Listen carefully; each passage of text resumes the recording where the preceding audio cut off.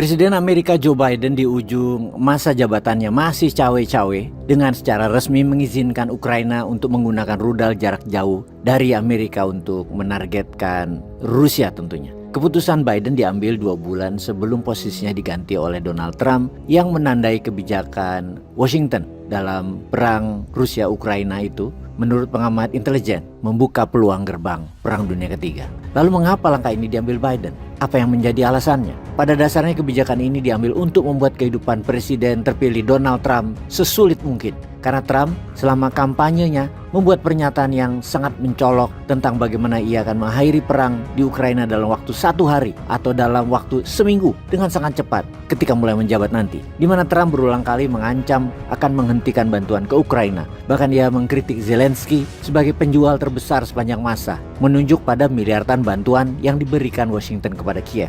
Keputusan Biden untuk mengizinkan penggunaan sistem rudal taktis ATACMS yang dapat mencapai jarak 300 km itu sebenarnya juga merupakan keputusan politik dan simbolis, di mana pemerintahan Biden telah berulang kali mengatakan bahwa mereka akan menggunakan waktu yang tersisa untuk memastikan Ukraina dapat bertempur secara efektif. Zelensky yang selama ini terus mendesak Biden agar Ukraina bisa memakai rudal ATACMS terlihat sangat puas dengan keputusan Biden. Di sisi lain, pemimpin Rusia Putin sudah memperingatkan pada September lalu agar tidak menggunakan senjata sejenis itu dalam konflik Ukraina, karena ini berarti secara resmi negara-negara NATO, Amerika Serikat, dan negara-negara Eropa berperang melawan Rusia.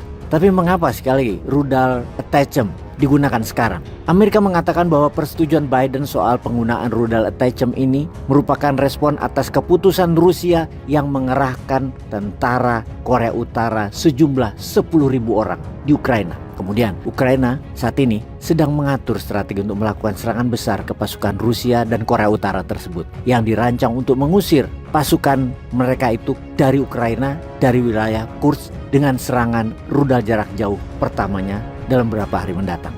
Sekali lagi, apa itu rudal ATACMS? Sistem rudal taktis ATACMS MGM-140 diproduksi oleh Lockheed Martin. Rudal tersebut memiliki kemampuan mencapai jarak hingga 300 km dan sulit dicegat karena kecepatannya yang sangat tinggi. Amerika mengirimkan senjata ini sebagai bagian dari paket dukungan ke Ukraina yang sejauh ini rudal ini telah digunakan setidaknya sekali untuk menyerang Rusia di Crimea. Rudal tersebut juga diperkirakan bakal mencapai target-target yang lebih jauh seperti pangkalan militer, fasilitas penyimpanan, dan pusat logistik Rusia. Kemudian ada pertanyaan, apakah ini akan memicu Perang Dunia Ketiga? Selama ini negara-negara sekutu Ukraina telah memasok senjata dengan berbagai syarat dan ketentuan, termasuk bagaimana dan kapan senjata tersebut dapat digunakan untuk menyerang Rusia. Sebab mereka khawatir serangan rudal ATACMS tersebut dapat menyeret negara-negara anggota NATO ke dalam perang atau memicu konflik nuklir yang akan mengubah arah perang.